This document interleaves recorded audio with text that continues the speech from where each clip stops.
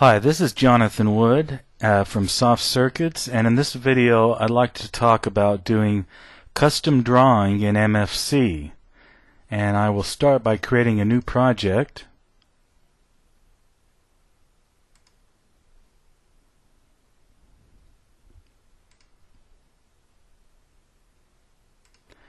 And we'll select MFC application, and I'm going to call it Draw Test. And I'm just going to accept the defaults. And we can see right now that we do have a program that doesn't do much. Basically we have an empty window. Now the windows in MFC that hold our content are views, are handled by our view class. So we're going to open up our draw test view file, and one of the methods that the wizards have created for us is called onDraw, and the argument, which is commented out now, is a pointer to a device context. Now if you come from a background of programming Windows in C, you'll be familiar with the device context. A device context is the device or the object that is used to draw to a graphics device. And some of the ways that it works may seem a little odd at first, but the powerful feature of a device context is that it works the same regardless of the device that you're drawing to. For example, you can write code to draw something, and with a few minor modifications for scaling and so forth, that same code is going to work on the screen or on a printer or even on another device that maybe you hadn't even considered. And in MFC we're still going to use a device context, but it's going to be wrapped in the CDC class. And there's actually a couple of different objects, device context objects, that MFC offers for the screen and for a paint event and things like that. But in MFC we don't have to worry about that. If we just draw in our onDraw event, we're passed a generic CDC object, and we can just work with that without really worrying about why we're painting or why we're updating at this particular time. The other thing to keep in mind is if other parts of your application modify your application's content such that the screen needs to be redrawn, that routine should not do any redrawing within that routine. Instead, it should invalidate the screen and cause the window and cause it to be updated, which will call our onDraw method. And so the result will be that all updating is handled from a single routine. Okay, so for this example, I'm going to create what will look like kind of like a modified list with just a list of text items. And it won't be selectable or anything, but it'll give you a foundation for doing something like that. So I'm just going to declare a couple of variables.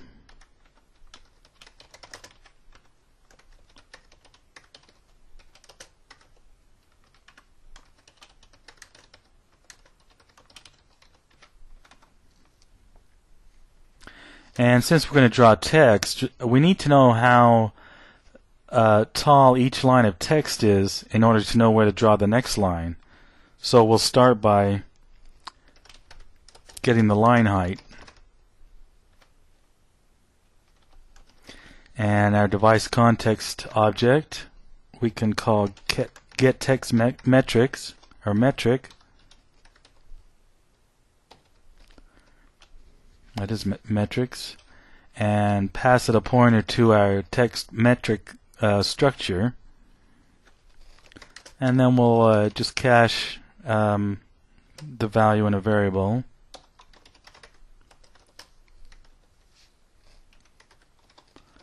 One member of the text metric structure is tm height, and we'll also add TM external leading with some fonts. We need a little more room than just the regular height. Now another thing to keep in mind is that this onDraw method may be called when just a part of the screen needs to be drawn, and you can perform optimizations where you only draw the part that needs to be drawn instead of the entire screen, and that's going to be a little faster, obviously. In addition, we need to know when we've reached the bottom of the window, and so we'll just use the rectangle that's being drawn, and that's called the clipping rectangle. So we'll get that by calling, again, on the device context object, get clip box, and we will pass a pointer to a rectangle object.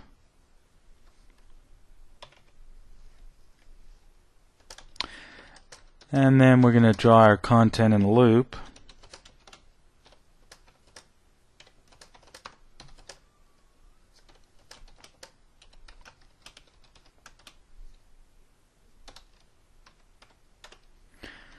And we'll draw until we reach the bottom of the clipping rectangle.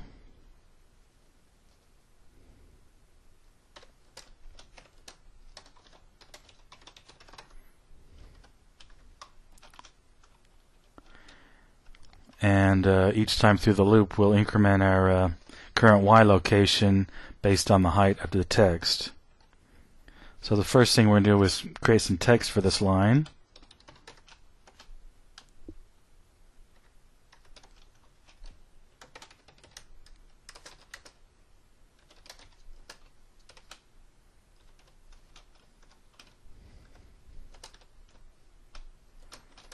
And I will be 0 base, so we're just going to have the on-screen number start from 1. And then the device context object also has a text out method. And we can pass, first of all, we need our coordinates, and we'll give a little margin there. And the top will be our current Y. And we're going to draw the text, so S, and we can also get the length so that text out doesn't need to calculate it, the length of the string. And we also need to increment our line number. And let's run that. And there we have are basically just a list of lines.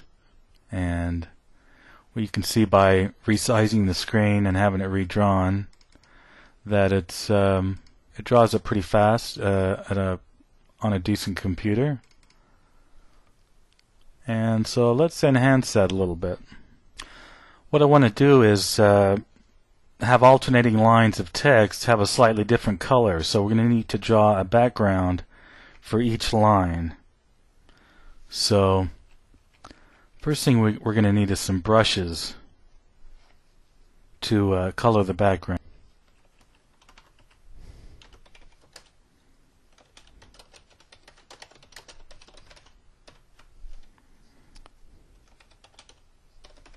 And we're going to create two brushes, one for odd lines and one for even lines, so they're alternating color. So call the first one BR odd. And give it a color of cyan.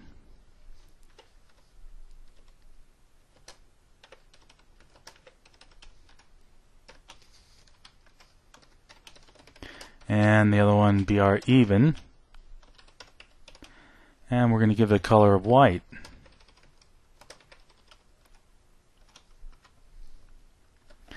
Now, when we select these brushes into the device context, it's critical that when we're finished, we restore the original brush, and this goes for all GDI objects. So we're going to also declare a pointer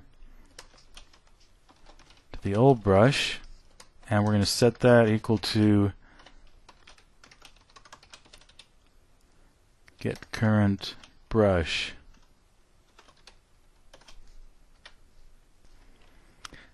And let's go down to the end of this routine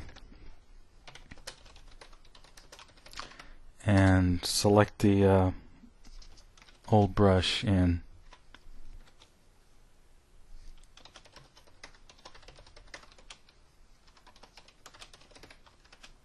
the device context. And now to see this this color, we'll first set the rectangle for just this line.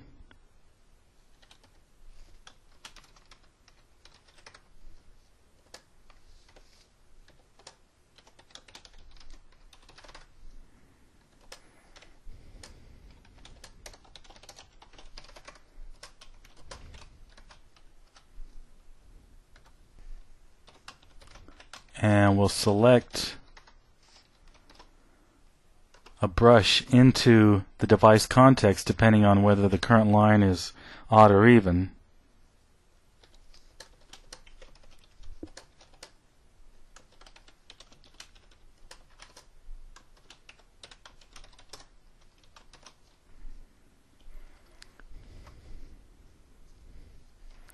And finally, we'll draw the rectangle.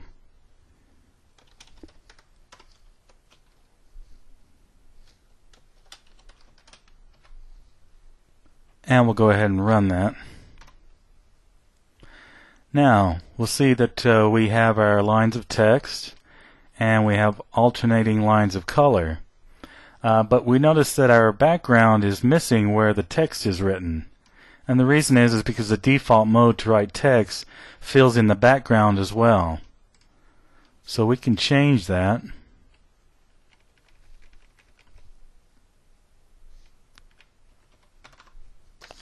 We can set a transparent background mode.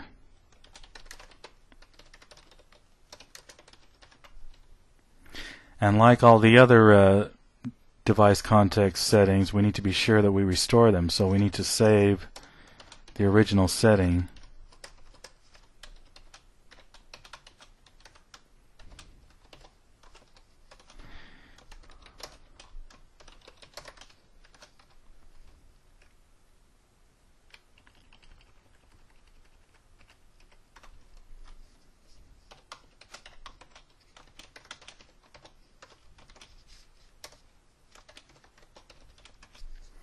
And let's run that. Now we see it looks a little bit more like we'd like it. The text now appears and doesn't erase the background that we've drawn. Now one thing I'd like to change is you'll notice the lines between each row of text around the different colors. I like that, but I'd like a lighter color. I don't want it as dark as the text. And this is drawn when we call the rectangle method. It draws a line around the rectangle using the current pen. So we can change the pen and have that be a different color. So let's change this code.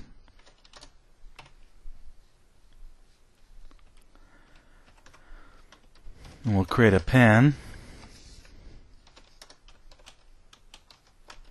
Give it the solid style and a width of 1, and we'll give it a color, a gray color.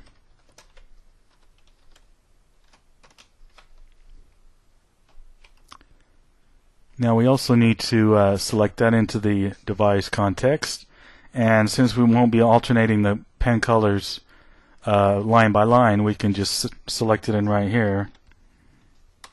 And again, we need to save the old pen.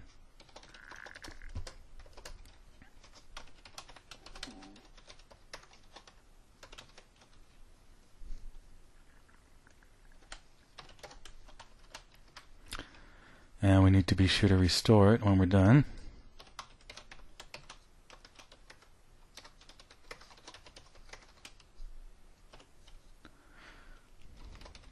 It doesn't matter the order that items are restored. And go ahead and run that. And now we see that we have it's looking a lot closer to I'd like. We've got the background, the lines around the rectangles are a little lighter, don't stand out quite as much. Now the last thing I'd like to change is the font, because as you'll see, it's not the normal font that you normally see in controls, and it's kind of a darker font. So we want to go with another font.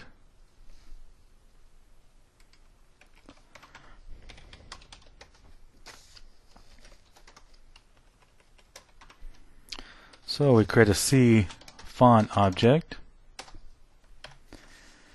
and we'll create a font. Now we can create any kind of font we want, but there's a number of default graphics objects, and one of them is the GUI font, or the graphics user interface font that's default for the system, and we're just going to use that. And we can use that by calling create stock object and pass default GUI font. And then we select that into our device, and again we need to save the old one.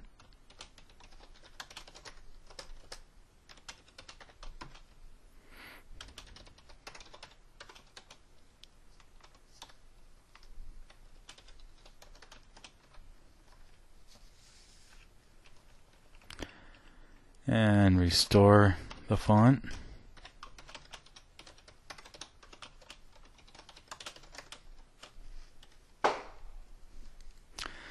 And it's worth pointing out that where we call get text metrics, it's important that that comes after we set our font, because if we set our font after that, the get text metrics would be for the old font.